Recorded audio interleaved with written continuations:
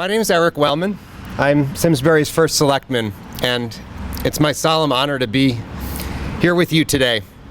I'd like to especially recognize our Chief of Police, Nick Boulter, our Fire Chief, James Baldis, and EMS Chief, Karin Stewart, and of course all of our first responders who are here with us today.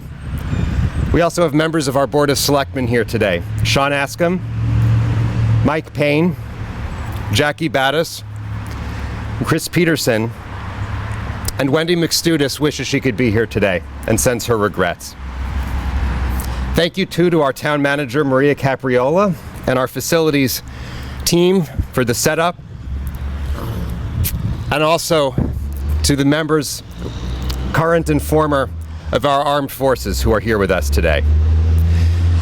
There is a song that I've been thinking a lot about as this anniversary approached.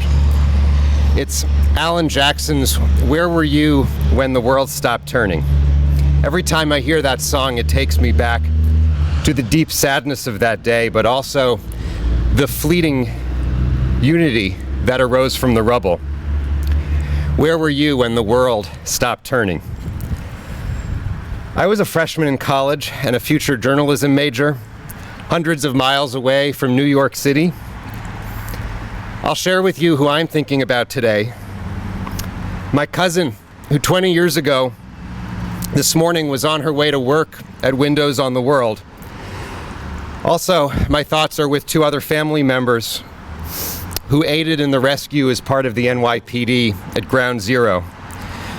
They are all with us today, but there are so many first responders and office workers who didn't come home to their families. To our police, our fire, and our EMS colleagues here with us today, no words can express how grateful I am that you answered the call to serve. You help our residents in their most vulnerable moments, and you drive toward the danger when the rest of the world runs away. My thoughts are with the men and the women who answered the call to serve in our armed forces, and the people of Afghanistan who are tired and weary and still fighting for their freedom after 40 years of war. Where were you when the world stopped turning? I am struck by how much has changed since September 11th, 2001, and also at times how little.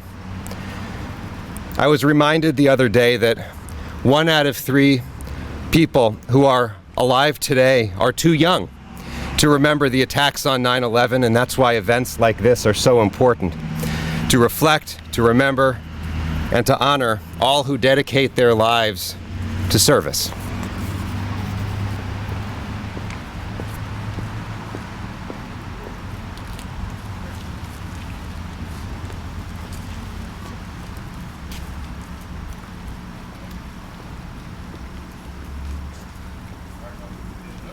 Please stand.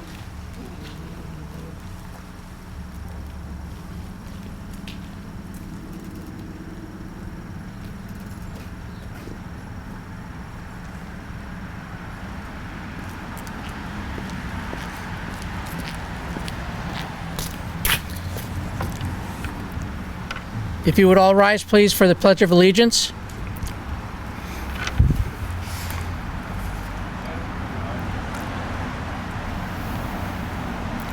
I pledge allegiance to the flag of the United States of America and to the republic for which it stands, one nation, under God, indivisible, with liberty and justice for all. Please stay standing while we present the colors for the ceremony.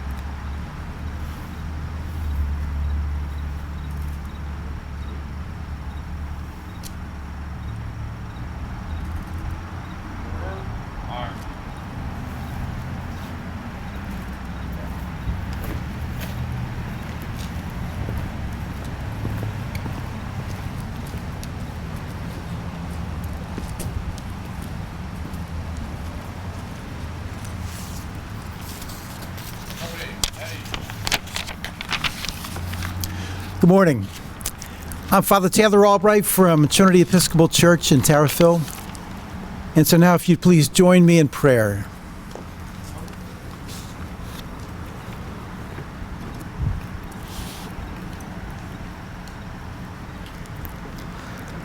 Almighty and eternal God, creator of everything that exists, and source of life itself,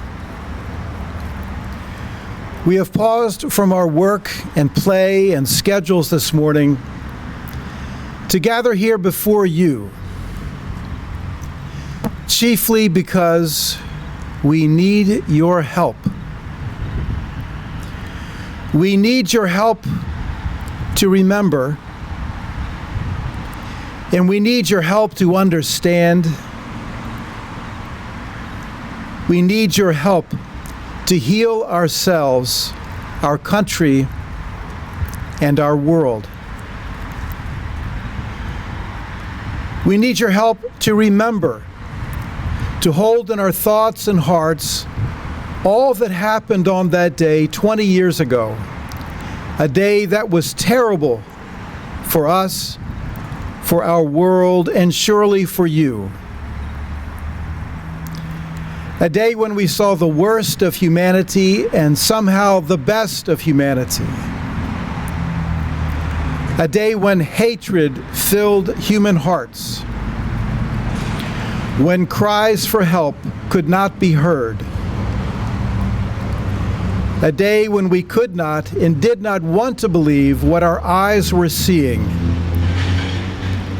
And a day when we wondered what we would find and who we would be when the dust settled. We also remember that we witnessed the best of us on that day: pure courage, selflessness, heroic action, as first responders ran into danger, into burning buildings in Manhattan and at the Pentagon. And when those on board a plane placed their last calls to say, "I love you," as they gave their lives to prevent more deaths before they crashed in Shanksville, Pennsylvania. There are those among us for whom today is a reminder of the deep wound of losing loved ones and friends. There are those who volunteered in the days that followed and went to serve among the ruins while they still burned, who ministered to those in shock, those who were traumatized, and to those who had fallen. We ask you to cause us to remember, because we do not want one life, one name to fade with time. Cause us to remember because we still have not learned a way to live in peace. Cause us to remember, Lord, for if we do not remember, how are we ever to change? Out of the depths we cry to you, O Lord. Hear our voices as we pray. Let your ears be attentive to our cry for mercy.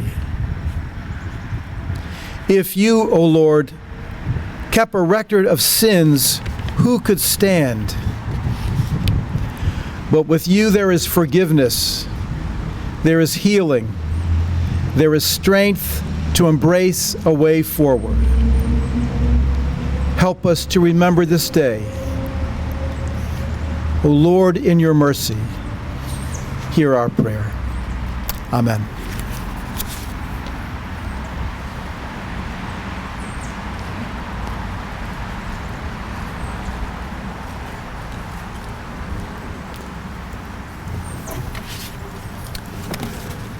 Thank you, Father.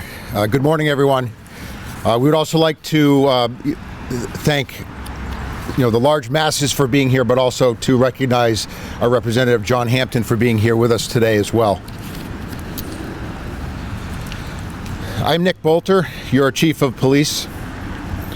It's very nice to see you all here today, to gather as colleagues, as peers, as friends, and as a community to remember September 11, 2001, 20 years later. In my mind, we are here together for three main reasons. First is to remember and grieve the tragedy. That is the loss of life, the fear and the terror, the massive sense of vulnerability, and the drastic change to our way of life as we knew it. We will never forget that. Second is to remember, but also celebrate the lives of those we lost. Cherish the memories of those you knew and those you have heard about. We will never forget them.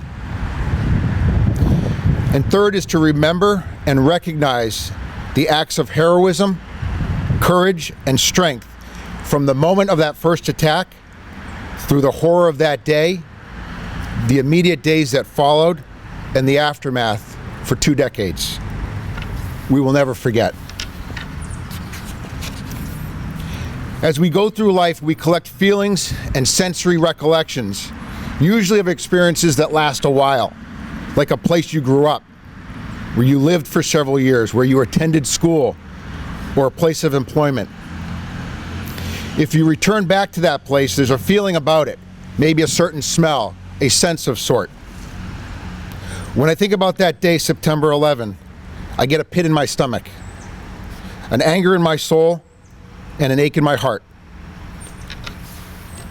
Like most of you, I remember the moment I realized what was happening. I can still sense the weight of my firstborn child, only 3 weeks old, as I held her in my arms, watching the events on TV. I can still feel the anger, the anxiousness, the need to call and connect with my family, the need to be there for my family, and an almost overwhelming urge to act. Like most first responders, I waited for that call from work, and I looked for ways to respond to New York. What we saw from so many people was that call to duty, whether you were trained or not, that call to serve and to help each other, however possible. Amidst the terror came unbelievable acts of courage, selflessness, and sacrifice. People gave their lives so that others had a chance of living. That we will never forget. On that day, and for quite some time to come, I have never experienced such a tremendous sense of nationalism, loyalty, and devotion to each other as Americans, as humans. It's the essence of humanity. Never forget that devastation and the sacrifices. Never forget that patriotism and devotion to each other. Let the symbols that surround us daily remind us of that loyalty and devotion to humanity. That is the uniform of the soldier, the uniform of the first responder, the emergency vehicle, and the American flag. Thank you for sharing your thoughts and time with us today. At this moment, we're going to pause for a moment of silence.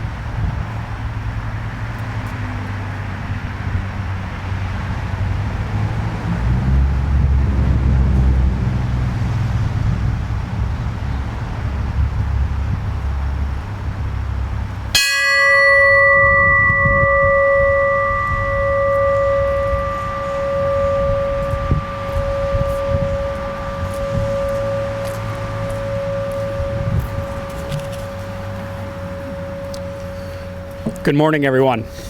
Everybody hear me? My name is Sean Askham. I'm the Deputy First Selectman here in Simsbury, and thank you all for joining us this morning. You're going to hear a lot of different perspective and personal stories from those far more qualified than I to share them with you. I stand before you this morning as a dad. 20 years ago, tragedy, pain, fear, and extremism attacked this great nation, striking at the core of who we are, what we stand for, and what we believe. On that terrible morning 20 years ago, thousands perished in the moments after planes struck the Twin Towers, the Pentagon, and crashed in that field in Pennsylvania. In the following minutes, hours, and days, we Americans did what we always do. We rose up. We got to work helping each other. We stood tall in the face of a moment that would have taken many down. As I reflected on those minutes and days 20 years ago, I've often been asked, what do we teach our kids? What do we say? How do we explain this to the little ones? This day, 9/11. I submit to you that it is us that need to be reminded of what our children have to offer, what they're capable of, reminding us what we're capable of as men and women, as residents of Simsbury, and as Americans. Our children are born without hate. They're born to love, to learn, to respect, to be inquisitive, to figure life out.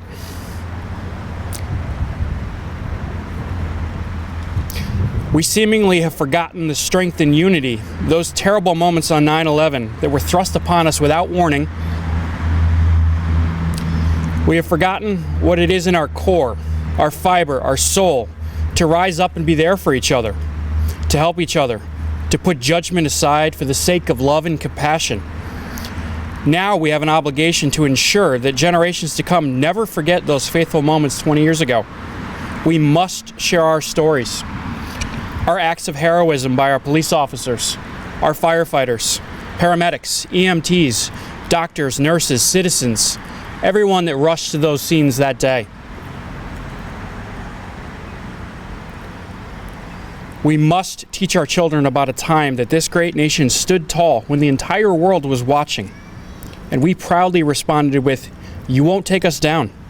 You won't stop our freedoms, our respect for each other, and our way of life." I ask that we all reflect on the good that rose from the ashes that day in this nation, and we work to ensure that divisive, hurtful attacks, in whatever form they arrive, don't deter us, distract us from what this nation, what we all are capable of. Compassion, heroism, respect, trust, teamwork, resolve, love, and most importantly, freedom, won that day 20 years ago. And they must guide us as we move forward together as a nation. Let's ensure that we never forget.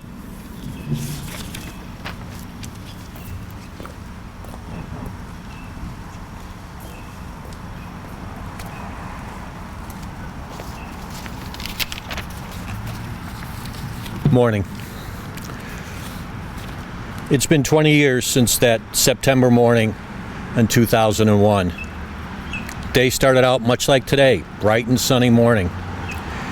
I was at a meeting at the local Chamber of Commerce, and as I left that meeting on my radio, I heard about a plane hitting the World Trade Center.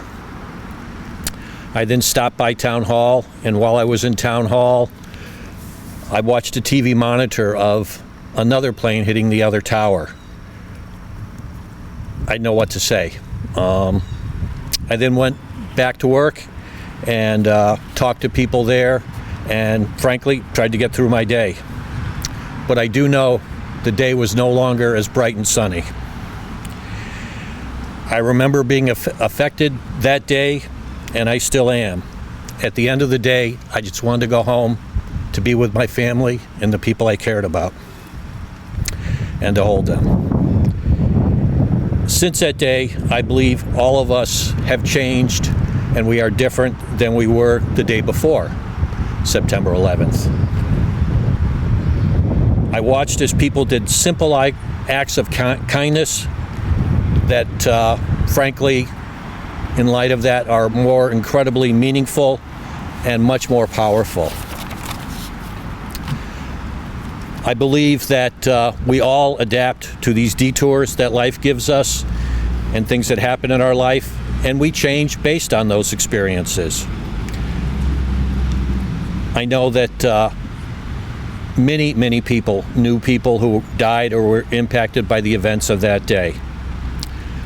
I remember being humbled and proud of how people just did good deeds and showed their caring for others in many different ways.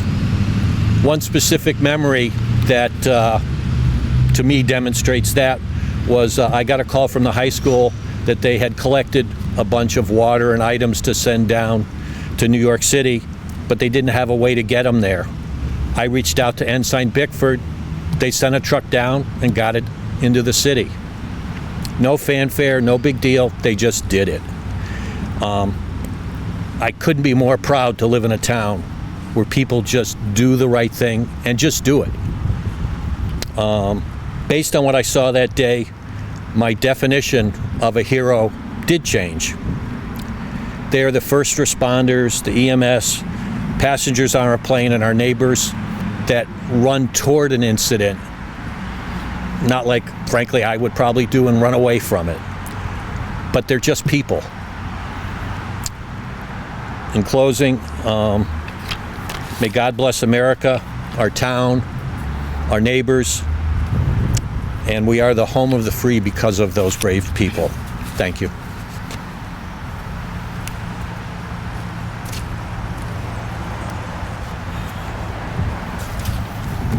My name is Deacon Art Miller. I'm from St. Mary's Church with Father Stephen Sledesky. And we have gathered here today on this Day of Days to remember and recall that Tuesday morning when out of that clear blue sky came an airplane that was filled with the innocent, the broken, and hatred. We have gathered here today for we must. For we can never, ever forget. We can never forget those who were killed by the forces driven by hatred. Those who died we must never forget. For those who rushed into harm's way and confronted that hatred with bravery, we must never forget. We must never forget that in some measure we are all survivors of that Day of Days. All of us are victims of anger and remorse about those who died. We must never forget that on that day, the world turned to America. We must never forget that we Americans turned to one another and found within one another a measure of comfort. All of us were forged into one by a common sense, a common experience of pain, a common experience of horror, a common experience of disbelief, of victimization. On that Day of Days, we were all one, not separated by a dash. We were not European Americans. We were not African Americans. We were not Hispanic Americans. We were not Asian Americans or gay Americans. On that Day of Days, we were all of one nation, the United States of America. My prayer is that we do not become one because of our common experience of terror. That we become one only in those moments of fright and fear and anger. No, my prayer for all of us is that we become one because of our common root of love, of togetherness, of being citizens of this nation. That is what will be the day when we finally become the United States of America.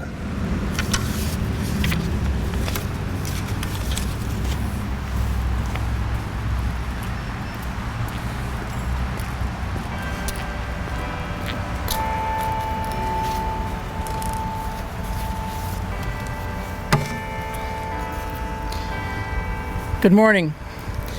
I'm sure many of you know exactly where you were and what you were doing when you learned of the events that would forever change our lives 20 years ago today. I was at work in Granby when we heard the news on the radio of what appeared to be a tragic plane accident into one of the towers at the World Trade Center.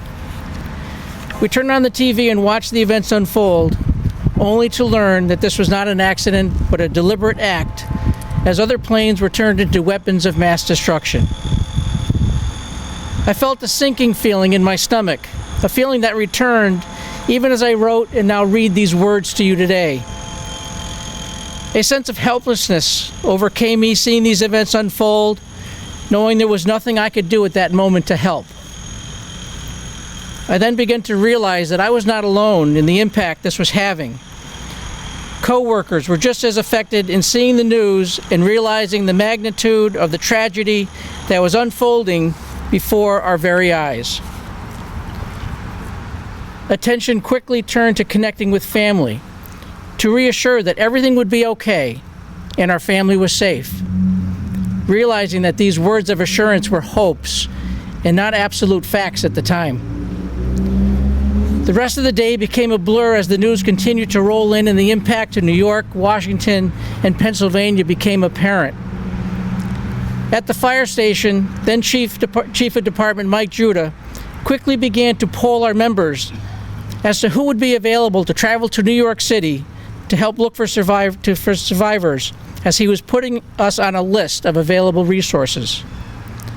Most members, without hesitation, put their names on that list, not knowing the dangers ahead, but they knew help was needed and they were willing to go. While we were never called to respond to New York, the actions of our volunteer first responders underscore the dedication and commitment to serving others, whether it be here in Simsbury or hundreds of miles away, wherever our services may help another. That day, almost 3,000 lives were lost, which included 344 firefighter EMS responders, 72 police officers, and 55 military personnel. These were people dedicated to helping others who gave the ultimate sacrifice in trying to do their job. Since then, thousands of more first responders who came to New York to help with rescue and recovery have been sickened, and many have died as a result of the toxins in the rubble that they were removing. Our first responders are the true epicenter of our community, our state, and our country. Whether employed or volunteer, it's our first responders who are always there, facing the danger, saving lives, and doing what they can to make it better for us all. That same dedication that was shown 20 years ago continues to this day. It's the love and compassion for humanity that our firefighters and other first responders bring every day to the emergency services that they do. Not for a paycheck, but for the internal satisfaction that they are making a positive difference in the lives of others. Let us never forget the loss and sacrifices of 20 years ago, but also to never forget and to be thankful for the first responders that we have today, for the service and the protection that they provide. At this time, we are going to pause for another moment of silence.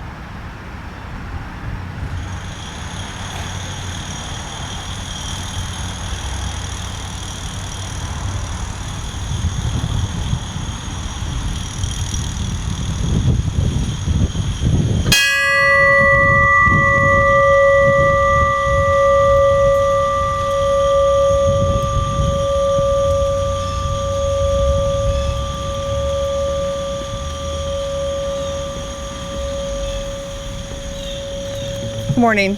I'm Karin Stewart. I'm the Chief of Simsbury Volunteer Ambulance. I feel very privileged to be a part of this memorial and honoring the service of the lives that were lost 20 years ago. How many EMTs and paramedics were killed in 9/11? I found a revealing article regarding the number of EMTs and paramedics that lost their lives while responding to the attacks on the World Trade Center. It was published recently by Greg Freese, and he had the same question I did. An internet search resulted in his finding that 10 paramedics and 10 paramedics and EMTs died that day. Wikipedia reports that 8 EMTs and paramedics from private emergency medical services and 2 FDNY EMS paramedics died on September 11th, 2001. The Twitter feed NYC EMS Watch has a photograph that shows the names and faces of 8 on-duty EMTs and paramedics that were killed on September 11th, 2001. Paramedic Ricardo Quinn, FDNY EMS. Paramedic Carlos Lilo, FDNY EMS. Paramedic Keith Fairbairn, New York Presbyterian Hospital. EMT Mario Santoro, New York Presbyterian Hospital. Mark Schwartz, Hunter Ambulance. EMT Yamel Marino, Metro Care Ambulance. EMT Richard Allen Perlman, Forest Hill Volunteer Ambulance Corps. EMT David Mark Sullins, Cabrini Hospital. 3 other EMTs who were not on duty also died. Jeff Simpson was a longtime volunteer in Virginia. He was working as a project manager in the city on his regular job, and according to a New York Times article, was last seen headed for the North Tower. Mohammed Solomon Hamdina was part of a part-time FDNY EMS EMT. His body was identified with DNA, and he was found with his medical bag and identification in the North Tower rubble. Sergeant Mitchell Scott Wallace was working as a New York State Unified Court System officer, and he was also a Bayshore Volunteer Ambulance Corps EMT. Greg Freese goes on to summarize with words that speak to a commitment that we all should have as we reflect on this day. He states, "I will remember and honor the service of those firefighters, EMTs, paramedics, and police officers who died on 9/11, as well as the growing number of firefighters, police officers, EMTs, paramedics, and others who have succumbed to or are suffering from 9/11 related illnesses." Thank you.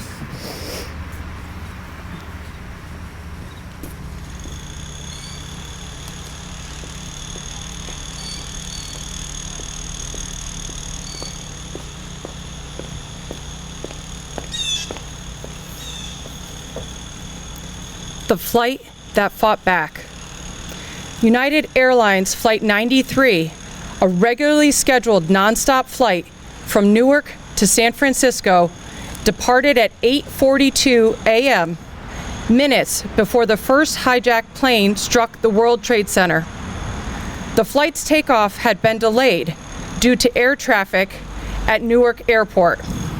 The plane carried 7 crew members and 33 passengers. There were also 4 hijackers who boarded the plane with knives and box cutters. The plane's late departure had disrupted the terrorist timeline for launching their attack. Ed Ballinger, a flight dispatcher for United Airlines, was warning flights of possible cockpit intrusions, attacks on the World Trade Center. Flight 93 received his transmission at 9:23 a.m. Captain Jason Dahl responded at 9:26 a.m. requesting clarification. At 9:28 a.m., the terrorists successfully infiltrated the plane's cockpit, and the air traffic controllers heard 2 Mayday calls and sounds of a struggle. At 9:32 a.m., a hijacker, later identified as Zayed Jahar, a trained pilot, was heard on the flight data recorder directing passengers to sit down and stating there was a bomb on the plane. Jahar reset the autopilot, turning the plane around to head east. In the back of the plane, the passengers and crew of Flight 93 made calls informing family members and officials on the ground of the plane's hijacking. When they learned of the fate of the other 3 hijacked flights in New York City and Washington, D.C., the passengers realized that their plane was involved in a larger terrorist plot. A vote was taken, and the passengers decided to fight back against the hijackers. One passenger, Thomas Burnett Jr., told his wife over the phone, "I know we're all going to die. There are 3 of us who are going to do something about it." Another passenger, Todd Beamer, was heard saying, "Are you guys ready? Let's roll." Sandy Bradshaw, a flight attendant, called her husband and explained that she was in the galley with pitchers of boiling water. At 9:57 a.m., the passengers and crew members aboard Flight 93 began their counterattack. In response, the hijacker piloting the plane began to roll the aircraft, pitching it up and down to throw the charging passengers off balance. The hijackers made the decision to crash the plane before reaching their final destination. At 10:02 a.m., the airplane rolled onto its back and plowed into an empty field at Shanksville, Pennsylvania, at 580 miles per hour. The passengers who fought back are credited with averting more deaths on 9/11.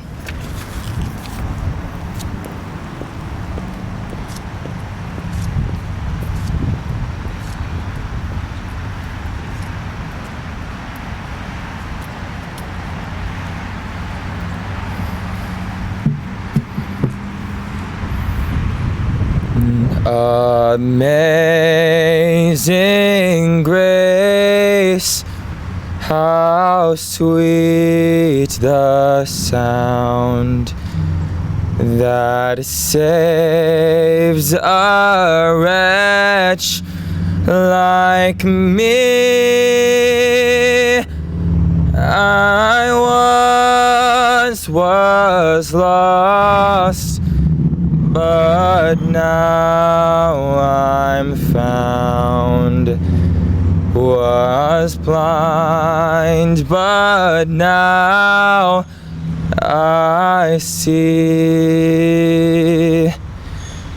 'Twas grace that taught my heart to fear, and grace my fears relieved.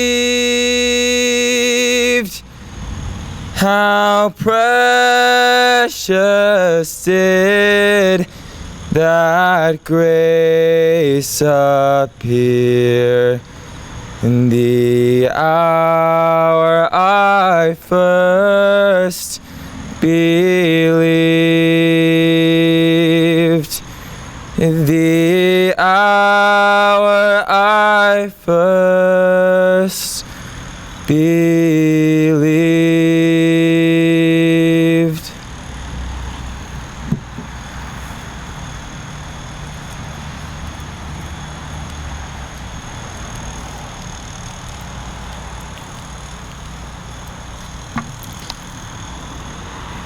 I'm Rabbi Rebekah Goldman from FEJC Emek Shalom, and I wanted to offer a memorial prayer in song as a way to heal our souls this morning. El Malei Rachamim, Shochen Bom Romim, Hamitzei Menucha Nechona, Al Kanfei HaShechina, B'malot Kedushim U'Ta'anim,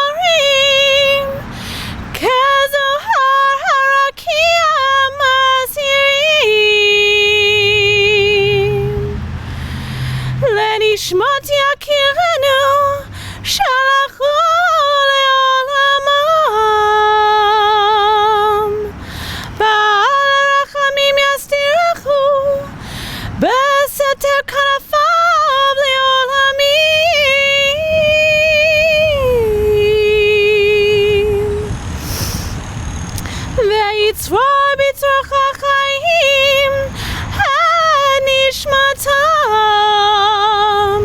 אדוני הוא נחלתם וינוחו בשלום על משכבם ונאמר Amen. This English interpretation was written by Alden Savoy. Creator of all, source and shelter, grant a perfect rest under your tabernacle of peace to those who died in the 9/11 attacks and because of them. Remember the works of their hands and the messages of their hearts. Grant their families perfect peace and comfort for your name's sake and for the sake of all who perished. Bring an end to violence and terror speedily in our days. May their memories be sanctified with true joy and love. May their souls be bound up in the bond of eternal life, a true living blessing in all of our midst. We say Zichronam Livracha in Hebrew as a way to remember their memories for a blessing.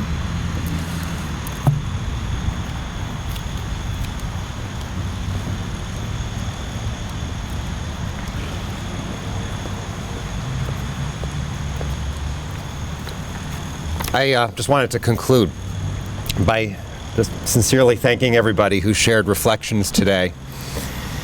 20 years ago, as night fell on a shocked and saddened country, President Bush told the nation America was targeted for attack because we are the brightest beacon of freedom and opportunity in the world, and no one will keep that light from shining. As you leave here today, I hope that you will consider performing an act of kindness, however large or small.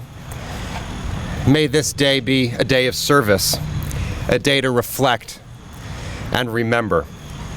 I hope that we will all do one small thing today that leaves this world a better place.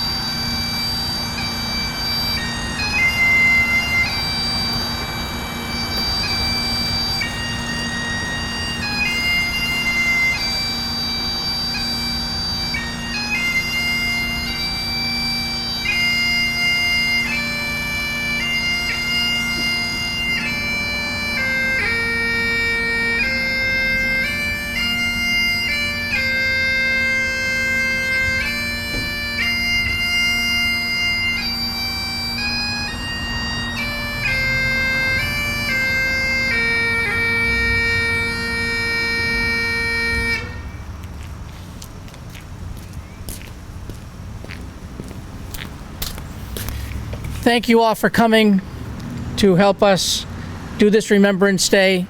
Again, please never forget, and please stay united in your thoughts and prayers as we go through this day of remembrance. Thank you very much for attending.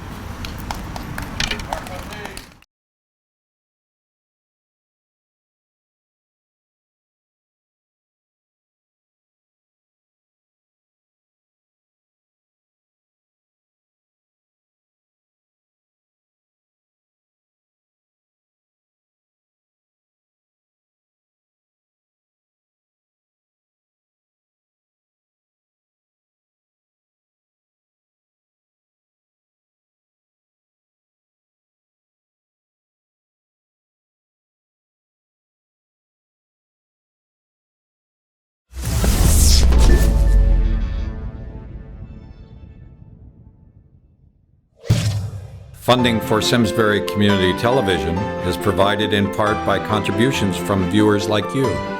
Thank you.